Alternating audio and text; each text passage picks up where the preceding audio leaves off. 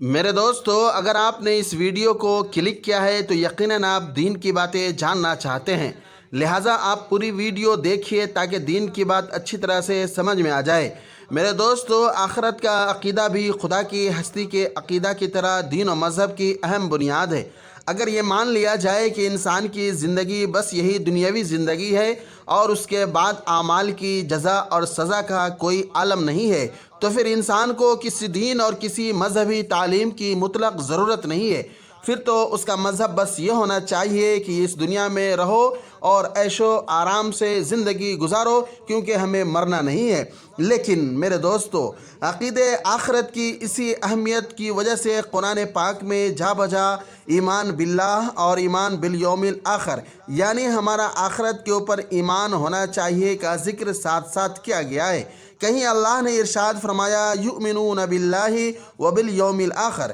اور کہیں اللہ نے فرمایا کہ جو شخص اللہ پر ایمان لائے گا اور آخرت پر ایمان لائے گا وہی کامیاب ہے۔ میرے دوستو، آخرت کے عقیدہ کا مطلب یہ ہے کہ اس بات کا یقین کیا جائے کہ اس دنیا کی زندگی کے بعد ایک اور زندگی، ایک اور عالم آنے والا ہے، اور وہاں انسان کو اس دنیا میں کیے ہوئے اس کے اچھے اور برے اعمال کی جزا اور سزا ملے گی۔ آخرت کی اجمالی حقیقت اتنی ہے اور اس کو عقل سلیم بھی ضروری سمجھتی ہے۔ انسان اگر غور و فکر سے کام لے تو یہاں تک اس کی عقل بھی پہنچا دیتی ہے کہ اس دنیاوی زندگی کے بعد ایک اور ایسا عالم ہونا چاہیے جہاں انسانوں کو ان کے اچھے اور برے اعمال کی سزا اور جزا ملے، کیونکہ اس دنیا میں برائی اور بھلائی تو موجود ہے، لیکن اس کی سزا اور جزا جو اللہ تعالیٰ کی صفت عدل کا لازمی تقاضا ہے یہاں نہیں ملتی۔ اس لیے کسی اور ایسی زندگی کا ہونا ضروری ہے جس میں نیک بختوں کو ان کی نیکوکاریوں کی جزا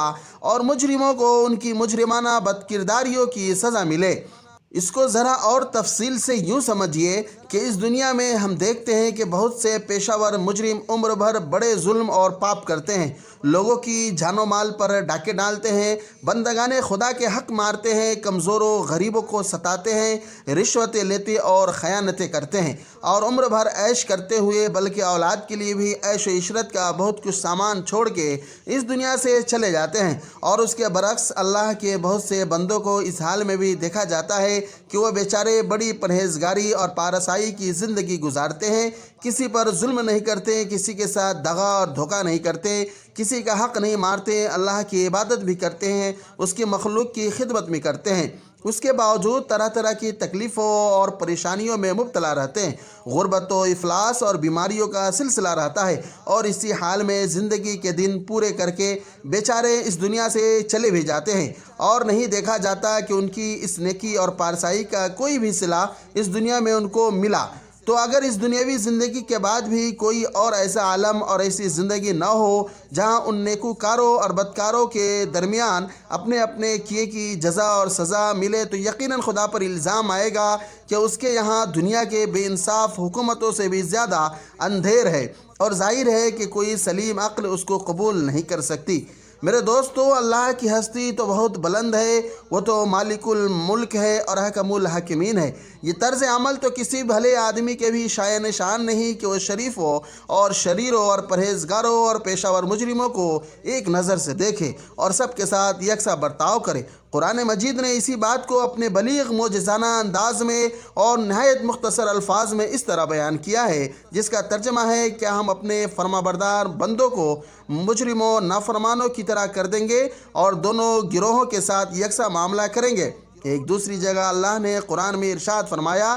کیا ہم ان لوگوں کو جو ایمان لائے اور جنہوں نے نیک اعمال کیے ان لوگوں کے برابر کر دیں گے جو دنیا میں فساد برپا کرتے پھرتے ہیں؟ کیا ہم پرہیزگاروں اور بدکاروں کے ساتھ یکساں برتاؤ کریں گے؟ ایسا ہرگز نہیں ہوگا۔ میرے دوستو، تیسری جگہ اللہ نے قرآن میں ارشاد فرمایا: یہ مجرمین جنہوں نے بدکاریوں کو اپنا پیشہ بنا لیا ہے، کیا وہ گمان کرتے ہیں کہ ہم ان کو اپنے نیک بندوں کی طرح کر دیں گے جو ایمان لائے اور جنہوں نے اعمال صالحہ کیے، اور دونوں گروہوں کا انجام اور جینا مرنا یکساں ہوگا اور اپنے اپنے اعمال کا ان کو کوئی بدلہ نہیں ملے گا؟ بالکل غلط اور بیہودہ ہے ان کا یہ خیال، ایسا ہرگز نہیں ہو سکتا۔ بہرحال عقل سلیم بھی کہتی ہے اور قرآن حکیم کا بھی ارشاد ہے کہ نیکوکاروں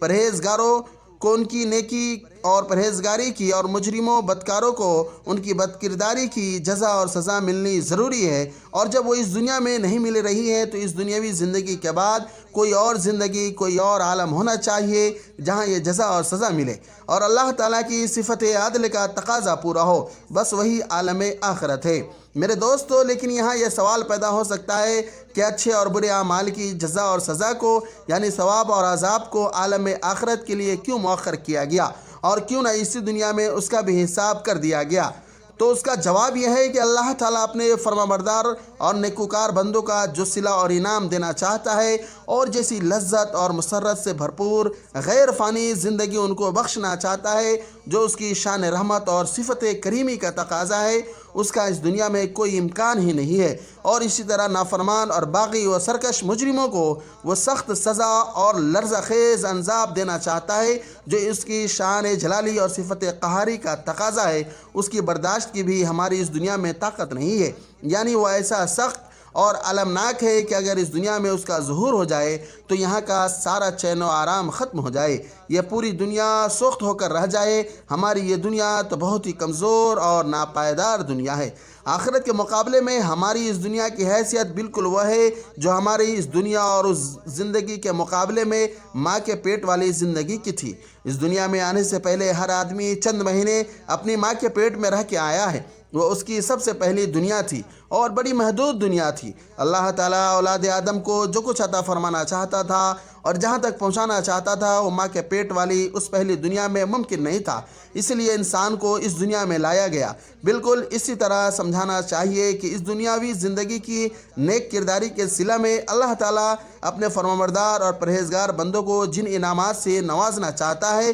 اور لذت و مسرت سے بھرپور جو غیر فانی زندگی ان کو بخشنا چاہتا ہے، اور لہٰذا سرکش مجرموں اور نافرمانوں کو جو سخت سزا اور ابدی عذاب دینا چاہتا ہے، وہ ہماری اس دنیا فانی میں ممکن ہی نہیں۔ اس دنیا کے خاتمہ کے بعد عالم آخرت کا برپا ہونا اور جنت و دوزخ کا وجود میں آنا ضروری ہے تاکہ اللہ تعالیٰ کی صفات کاملہ، عدل و انصاف، انعام و احسان، رحمت و رافت اور قہاریت و جباریت کا بھرپور ظہور ہو۔ میرے دوستو، آخرت کے بارے میں ہماری عقل کی پرواز بس یہی تک ہے، آگے قیامت، حشر، جنت و دوزخ اور وہاں کے ثواب و عذاب کی تفصیلات بس وحی کے ذریعے ہی معلوم ہو سکتی ہے، اور قرآن مجید اور احادیث میں ان کا تفصیلی بیان ہے۔ بعض لوگ اپنی عقل کی خامی و نارسائی کی وجہ سے آخرت اور جنت و دوزخ اور وہاں کے ثواب و عذاب کی ان تفصیلات کے بارے میں جو قرآن و حدیث میں وارد ہوئی ہے شکوک کا اظہار کرتے ہیں اور شک و شبہ کرتے ہیں اور کہتے ہیں کہ یہ باتیں سمجھ میں نہیں آتی۔ میں ایسے لوگوں سے کہنا چاہتا ہوں کہ اگر ایسے بچہ سے جو ابھی اپنی ماں کے پیٹ میں ہے کسی آلہ کے ذریعے یہ بات کہی جائے کہ اے بچے، تو جو چند روز کے بعد ایک ایسی دنیا میں آنے والا ہے جہاں لاکھوں میل کی لمبی چوڑی زمین ہے اور اس سے بھی بڑے سمندر ہیں اور آسمان ہے اور چاند سورج اور لاکھوں ستارے ہیں، اور وہاں ریل دوڑتی ہے، ہوائی جہاز اڑتے ہیں، لڑائیاں ہوتی ہیں جن میں توپیں گرجتی ہیں اور ایٹم بم اور ہائیڈروجن بم پھٹتے ہیں، تو وہ بچہ اگر کسی طرح ان باتوں کو سمجھ بھی لے تو ظاہر ہے کہ اس کے لیے ان باتوں کا یقین کرنا بڑا مشکل ہوگا، کیونکہ وہ جس دنیا میں ہے اور جس کو دیکھتا اور جانتا ہے وہ تو اس کے ماں کے پیٹ کی صرف ایک بالشت بھر کی اندھیری دنیا ہے جس میں خون اور غلاظت کے سوا کچھ بھی نہیں ہے۔ لیکن چند دن کے بعد جب وہ بچہ اللہ کے حکم سے اس دنیا میں آئے گا اور کچھ دیکھنے سمجھنے کے قابل ہوگا تو وہ سب کچھ دیکھ لے گا اور یقین کرے گا جو ماں کے پیٹ والی دنیا میں اس کے لیے ناقابل فہم اور اس کی سمجھ سے بالاتر تھا۔ بالکل ایسا ہی معاملہ آخرت کے بارے میں اس دنیا کے انسانوں کا ہے۔ آخرت کے عالم میں پہنچ کر سب انسان وہ سب کچھ دیکھ لیں گے جو اللہ کی کتابوں نے اور اس کے پیغمبروں نے آخرت کے بارے میں بتایا ہے اور جس کا نہایت مستند واضح اور مفصل بیان قرآن مجید اور احادیث نبویہ میں محفوظ ہے۔ میرے دوستو، آخرت کے عقیدہ کے سلسلے میں آخری بات میں یہ کہنا چاہتا ہوں کہ انسان کو برائیوں اور بد اخلاقیوں سے بچانے کی جتنی طاقت آخرت کے یقین میں ہے اتنی کسی دوسری چیز میں نہیں ہے۔ بے شک حکومت کا قانون اور تہذیبی ترقی یا برائی بھلائی کو فطری احساس اور نفس کی شرافت بھی انسان کو برائیوں اور بد اخلاقیوں سے بچانے والی چیزیں ہیں، لیکن یہ اتنی مؤثر اور کارکردگی نہیں ہوتی جتنا مرنے کے بعد کی جزا اور سزا کا یقین اور آخرت پر ایمان، بشرطے کہ زندہ یقین اور حقیقی ایمان ہو، صرف نام کا ایمان اور بے جان عقیدہ نہ ہو۔ یہ کوئی خالی منطق کا مسئلہ نہیں ہے بلکہ تجربہ اور مشاہدہ ہے کہ برائیوں اور بد اخلاقیوں کی گنجائش اس معاشرے میں ہوتی ہے جو آخرت اور مرنے کے بعد خدا کے سامنے پیشی اور جزا و سزا کے یقین سے خالی ہو، ورنہ جن کے دلوں میں یقین و ایمان کا نور موجود ہو ان کا حال تو یہ ہوتا ہے کہ وہ برے خیالات اور گناہ کے وسوسوں سے بھی گھبراتے ہیں اور اللہ سے پناہ مانگتے ہیں۔ تاریخ عالم گواہ ہے کہ اس دنیا میں سب سے زیادہ پاکیزہ، صاف ستھرائی اور مہذب و مبارک زندگی انہی بندگان خدا کی رہی ہے جو مرنے کے بعد کی پیشی اور آخرت کی جزا اور سزا پر یقین رکھتے تھے، اور اس کی وجہ یہ ہے کہ یہ یقین آدمی کو برائی کے ارادہ سے وہاں بھی روکتا ہے جہاں کوئی دیکھنے والا نہ ہو اور دنیا میں کسی قانون، پکڑ اور سزا کا خطرہ نہ ہو۔ میرے دوستو، لاسٹ میں آخر میں ہم یہ کہنا چاہتے ہیں کہ اس دنیا کے خاتمے کے بعد عالم آخرت کا برپا ہونا اللہ کے پیغمبروں اور اس کی کتابوں کی بتائی ہوئی ایک حقیقت بھی ہے اور خود ہماری عقل سلیم کا تقاضا بھی ہے کہ اور اس پر ایمان و عقیدہ انسانی دنیا کی ایک بڑی مصلحت بھی ہے۔ میرے دوستو، آج کے لیے بس اتنا ہی۔ اگر آپ کو ہماری یہ کوشش پسند آئے تو لائک، شیئر، سبسکرائب کرتے ہوئے ہمیں بھی اپنی دعاؤں میں یاد رکھے۔ پھر ملیں گے انشاءاللہ کسی دوسری نئی ویڈیو میں، تب تک آپ اپنا خیال رکھیے۔ خدا حافظ۔